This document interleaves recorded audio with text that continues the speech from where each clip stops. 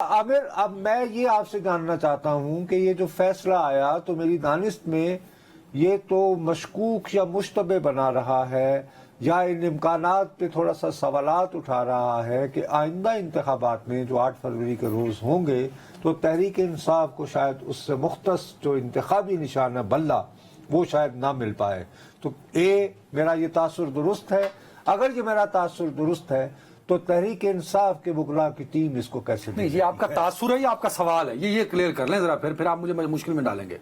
दूसरा साहब, आप खुदा नहीं, ये आपका तासुर है, आप उनके भी तजव्वुज़ कर रहे हैं। मुझे आपको ये सवाल है कि आपका तासुर है? मुझे आमिर में पूरा एतमाद है कि वो बिल्कुल कंफ्यूज आपकी तरह नहीं होते। वो रिपोर्टिंग यार प्लीज लेट हिम। अच्छा, इनका तासुर है जी, ये सवाल नहीं, प्लीज लेट इनका तासुर है मी यार। ठीक है जी नुसरत साहब, ये वो सवाल है जो बहुत से हमारे तमाम नाज़रीन भी जानना चाहते हैं, क्योंकि सबसे अहम सवाल ही यही है कि आइंदा 8 फरवरी को होने वाले जो इंतखाबात हैं उसमें क्या बैलेट पेपर के ऊपर बल्ले का निशान होगा या नहीं। इसमें बहुत से कानूनी माहिरीन ये समझते हैं कि जो ऑर्डर किया है इलेक्शन कमीशन ऑफ पाकिस्तान ने, इसने तहरीक इंसाफ को एक नई मुश्किल में डाल दिया है और ये बहुत बड़ा चैलेंज होगा तहरीक इंसाफ के लिए कि वो इन 20 रोज में इंट्रा पार्टी इंतखाबात करवाएं, जो अमलन मुमकिन नहीं है। और ऐसा नहीं हो सकता कि इन 20 दिनों के अंदर अंदर तमाम तर कार्रवाई मुकम्मल करके इंट्रा पार्टी इंतखाबात करा दिए जाएं। ठीक है, पर मैं आप दोनों की राय का एहतराम करते हुए लोगों को ये भी सारे परसेप्शन बताया करें, हम सब की ड्यूटी है। ओ भाई, ये 70 रोज या 72 रोज ये फैसला महफूज भी रहा था मेरे ख्याल में। फिर एक अपीलेंट कोर्ट होता है मेरे दोस्त, तो ये दोनों ऑप्शन हैं। अपीलेंट कोर्ट में जब जाएंगे तो वकला कहेंगे भाई 70 रोज ये फैसला इलेक्शन कमीशन ने अपने पास महफूज रखा, इस पर पैरा बिठाए रखा और इस पार्टी को के लिए मुश्किल खड़ी कर दी, तो अपीलेंट कोर्ट इस ग्राउंड पे सुनेगी कि नहीं सुनेगी? आमिर, अब जो है वो इस वक्त अदनान खुदा का वास्ता है आपके साथ मुबाहिसे के लिए नहीं बैठे। नहीं सर, ये तासुरी गलत जा रहा है नुसरत साहब।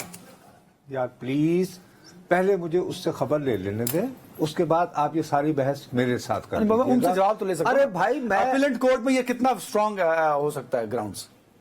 देखिए, जो इलेक्शन कमीशन ऑफ पाकिस्तान का ये फैसला है वो तहरीक इंसाफ ने ऐलान किया है कि उसको वो चैलेंज करेंगे हाई कोर्ट में, और हाई कोर्ट में वो ये कोशिश करेंगे कि इसको मुअत्तल करवा दिया जाए और इंट्रा पार्टी इंतखाबात की तरफ ना जाया जाए।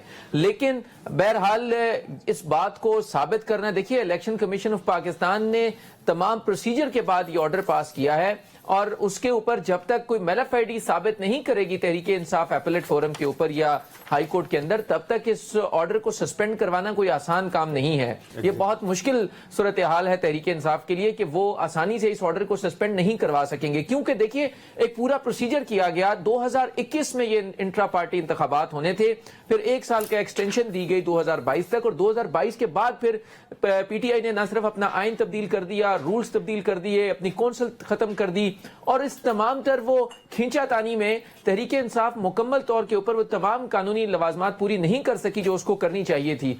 बहरहाल ये बात आपकी एक हद तक दुरुस्त है कि तमाम सियासी जमातों में आमतौर पे इसी तरह के जो इंट्रा पार्टी इंतखाबात होते हैं। आमिर, मैं ये जानना चाहता हूं, देखिए मिसाल के तौर पर इस वक्त